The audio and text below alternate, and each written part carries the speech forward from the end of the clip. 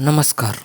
आज आपण श्री समर्थ रामदास स्वामींच्या मनाचे श्लोक क्रमांक 9चा अर्थ, त्याचे मार्गदर्शन आणि प्रेरणा जाणून घेणार आहोत. या श्लोकात श्री समर्थ रामदास स्वामींनी आपल्याला पराधनाच्या मोहापासून दूर राहण्याचे, स्वार्थीपणा टाळण्याचे आणि पापमुक्त जीवन जगण्याचे महत्त्व सांगितले आहे. चला तर मग त्यांच्या विचारांमधून जीवनाचा मार्ग समजावून घेऊया. श्लोक वाचन. नको रे मना द्रव्य ते पुढिलांचे, अति स्वार्थ बुद्धी नुरे पाप सांचे. घडे भोगणे पाप ते कर्म खोटे, न होता मना सारिके दुःख मोठे. श्लोकाचा अर्थ. नको रे मना द्रव्य ते पुढिलांचे. श्री समर्थ रामदास स्वामी आपल्या मनाला सांगतात की दुसऱ्यांचे धन हवेसे वाटू देऊ नका. पराधनाची लालसा ठेवणे अनैतिक आहे.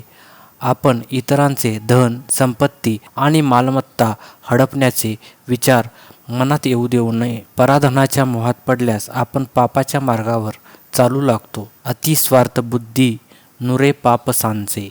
अतिस्वार्थ बुद्धी म्हणजेच अतिस्वार्थीपणा आपल्याला पापाच्या मार्गावर नेतो. स्वार्थीपणामुळे आपल्यात नैतिकतेचा अभाव येतो आणि त्यामुळे आपण चुकीच्या मार्गावर जातो.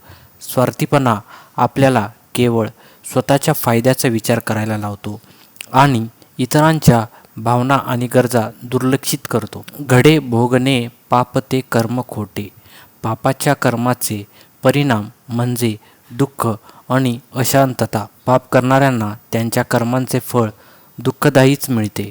खोटे, अनैतिक आणि पापमूलक कर्मांमुळे आपल्याला मानसिक आणि शारीरिक त्रास सहन करावा लागतो. या त्रासामुळे आपले जीवन अस्थिर होते आणि आपल्याला शांती मिळत नाही. न होता मनासारिखे दुःख मोठे. आपले मन शुद्ध आणि सन्मार्गावर ठेवणे हेच खरे सुख आहे. मनशांतीचा अभाव म्हणजेच खरे दुःख.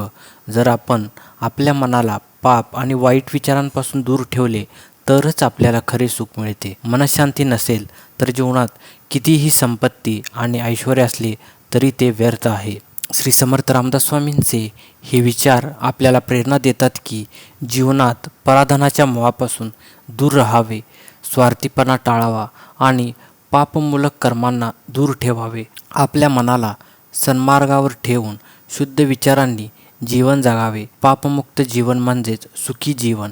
पापाच्या कर्मामुळे दुःख टाळण्यासाठी आपल्याला सन्मार्गावर चालणे महत्त्वाचे आहे. खरे सुख आणि शांती हे सन्मार्गावर चालण्यात आहे. श्री समर्थ रामदास स्वामींच्या या श्लोकातून आपण खूप काही शिकू शकतो.